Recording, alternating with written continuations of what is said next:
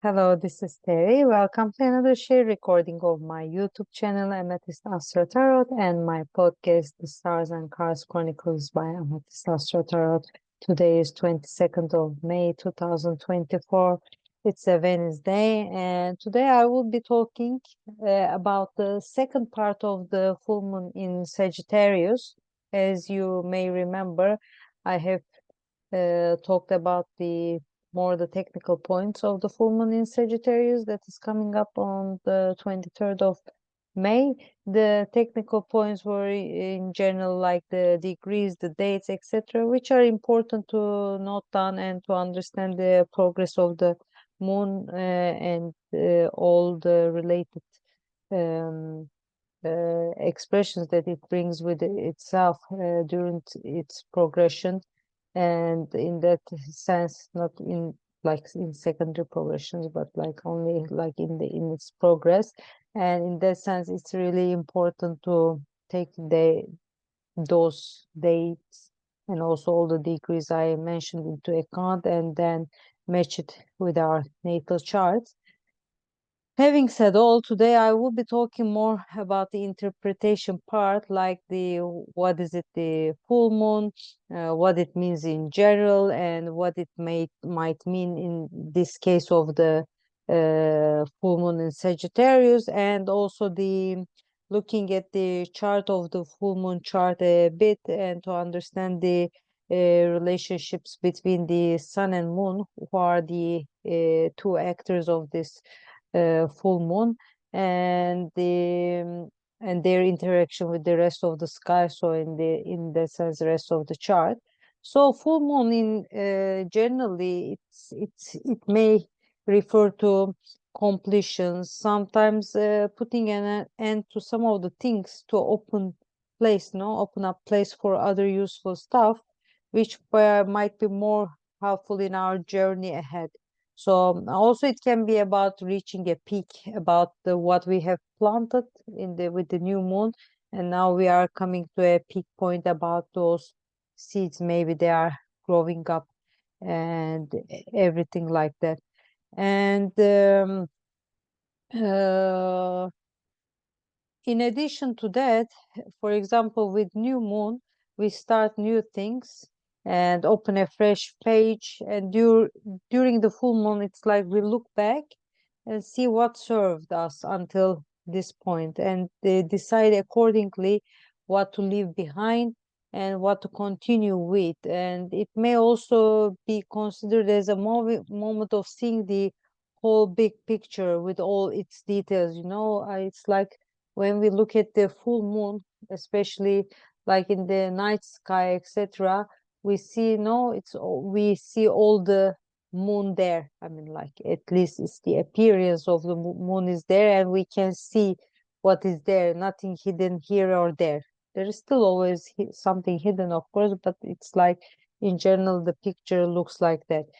And also, as the sun and moon are facing each other in the sky like this, like as if they are in polarity, uh, but the polarity doesn't mean that, I mean, like that you have to go different ways. There can be a chance of finding a balance. No, it's like, yeah, that I'm thinking like this, I'm thinking like this, but maybe we may compromise, or we can change some view, we can do this, we can do that, and find a middle way so that uh, we can work together. So it's like finding this middle way between our emotional world and identity and self-expression.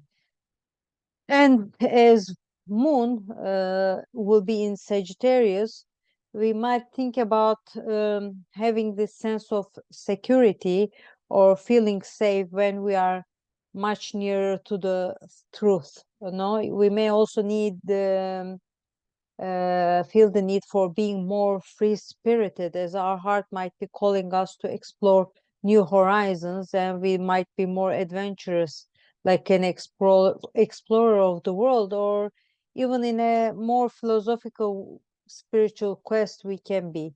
And when Sun is in Gemini, being curious, rational, and being interested in mental and social stimulation as identity traits can come up as themes. I mean, and furthermore, communication, words, as well as being flexible, being flexible. Oh, I couldn't say being flexible if necessary may play a lot of role in self-expression. So I think we have to consider that, like when we are looking at the full moon or any phase of moon, we always have to see where the sun is, moon is, how the expressions are, and everything. It's like I like dividing into uh, parts, and then from all those pieces get an interpretation. So in a way, this moon, when I was thinking about like all this, yeah, that Sagittarius free spirited, that the Gemini rational, and all this more, I think with the Mercury impact in details, and then Sagittarius is like with the impact of Jupiter is like expansion, growth, and all that kind of thing. I was thinking, and I said that this full moon might feel like a conversation as follows. I mean, it's going like this. Okay, I hope so. It makes sense. I need to have this philosophical or physical journey, whatever it takes, since my inner voice tells me so, even though I don't know where the path takes me. It feels like the need of going out into the wild and getting lost in the woods, not caring about what comes next. And this is like more like the moon in Sagittarius part. And then I think sun in Gemini answers like that. Are you serious? How come that you might just take off for something of which you don't know the end game? This is not logical. It doesn't make sense.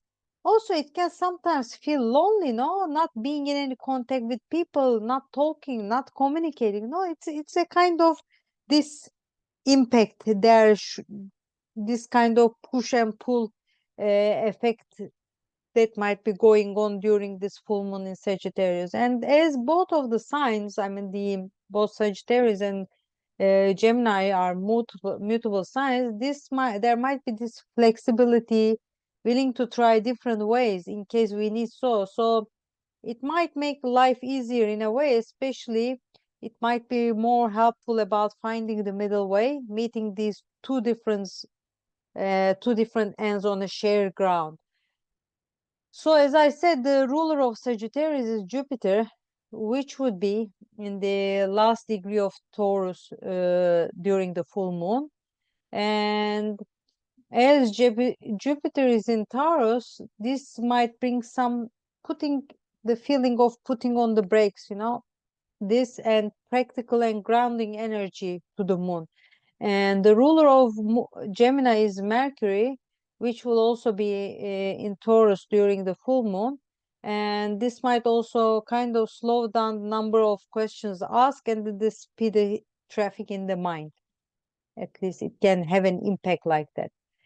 So when we look at the full moon chart, which I would be sharing with you just now, here we go. That's the full moon chart that you have seen yesterday also during my video about the technical points, and this is the interpretation points.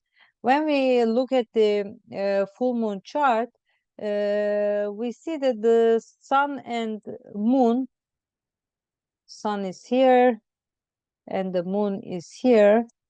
I call them the duo. They are the main actors of in any case, all the phases seem to be quite in contact with the rest of the sky. Like we can see that when we look at this part, we see moon and sun, we see all the context. You see all these aspects which we see that shows that they are quite in contact with the rest of the sky, and especially with the planets like Venus, Jupiter, and Neptune that are with an erratic degree, which I explained already in the previous video. like they are in the 29th degree of the signs that they are part of.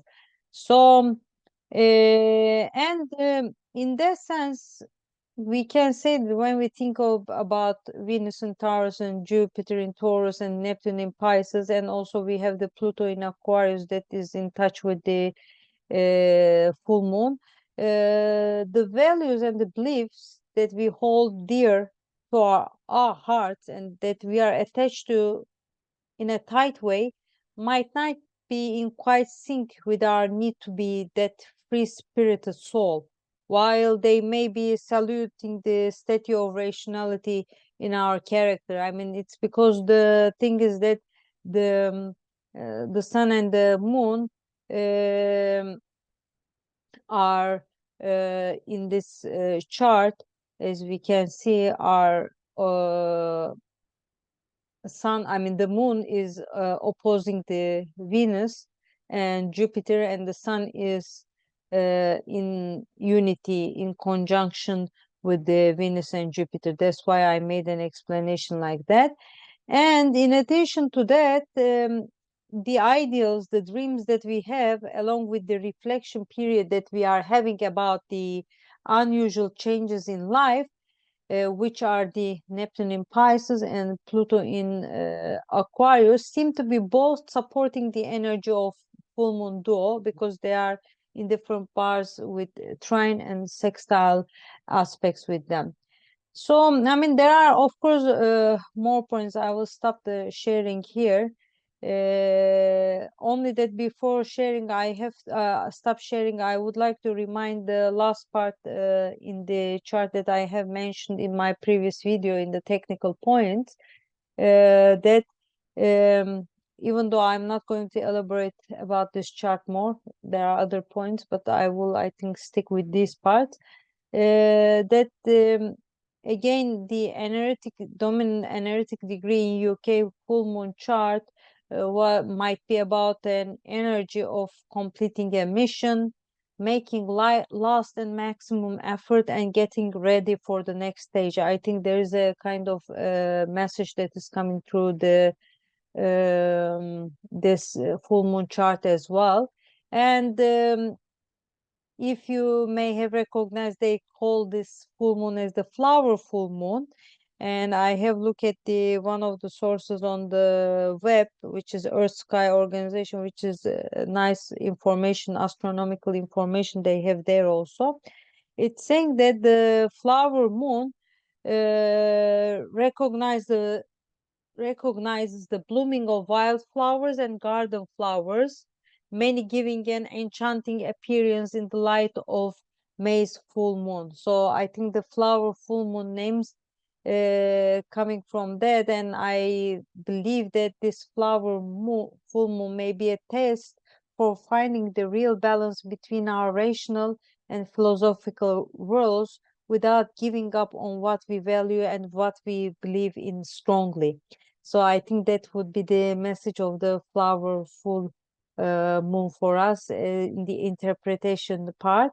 So I will be stop sharing, and I hope that you have a sense of what this full moon in Sagittarius might be about. Please check the video about the as I said, the technical points, and when we make a combination of these two videos, it will all give the whole big picture about the full moon in Sagittarius that will be happening on the 23rd of May for us. So I wish everyone all the best. For any astrological or tarot reading professional requests, you may always contact me through the links in my profile. And I wish you all a lovely day. Bye bye.